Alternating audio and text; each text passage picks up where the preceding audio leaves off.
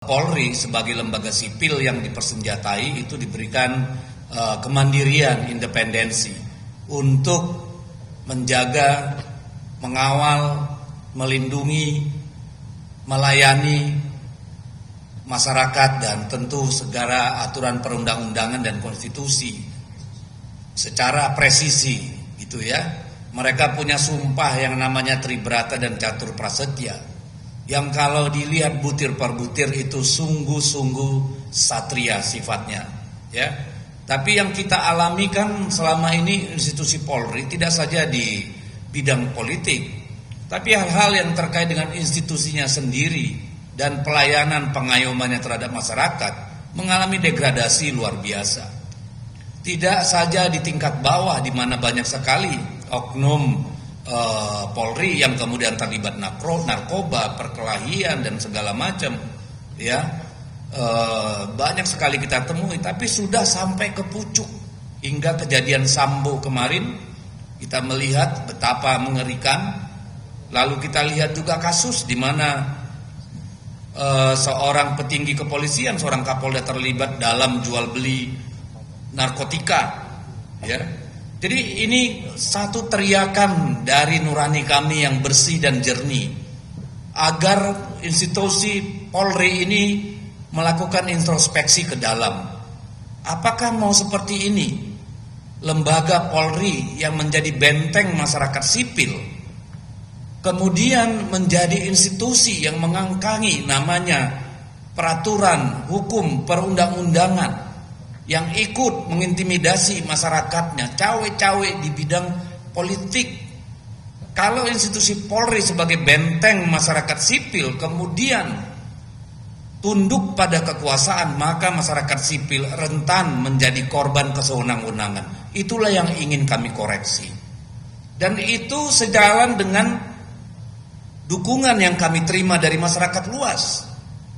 Baik dari insan bayangkari negara sendiri, Polri, yang berkomunikasi dengan kami, baik itu masih aktif maupun pensiunan, bahkan dari TNI, semua kelompok masyarakat sipil, intelektual, politisi, semua merasakan kebutuhan agar Polri melakukan introspeksi ke dalam, memperbaiki diri. Sebagai benteng konstitusi, benteng masyarakat sipil, Polri harus berbenah. Polri harus mengevaluasi diri. Itu yang kami ingin sampaikan. Jadi kalau misalnya ada 7 fraksi belum apa-apa sudah menolak wacana itu, ya silakan nanti kita lihat bagaimana masyarakat sipil, bagaimana kaum terdidik, kaum intelektual, akademisi. Sebab ini bukan soal politik. Soal institusi Polri yang profesional dan presisi, itu soal kebudayaan sipil kita, soal budaya sipil, ya. Jadi kalau budaya sipilnya rusak, maka demokrasi akan berjalan mundur. Itulah kepentingannya. Maka saya kira dalam setiap zaman dipersilahkan kita melakukan evaluasi.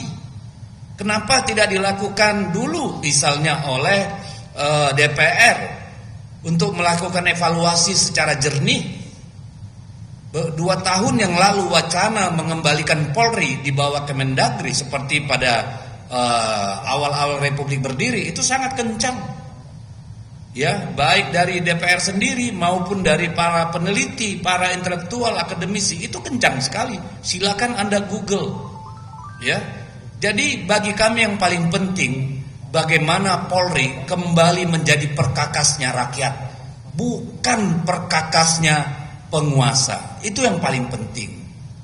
Karena bahayanya akan menciptakan konflik-konflik bersifat gunung es yang suatu saat akan meletup melebihi kemampuan lembaga Polri untuk menangani. Kalau ini kemudian terakumulasi, yang akhirnya akan membuat negara kita terpuruk dalam konflik.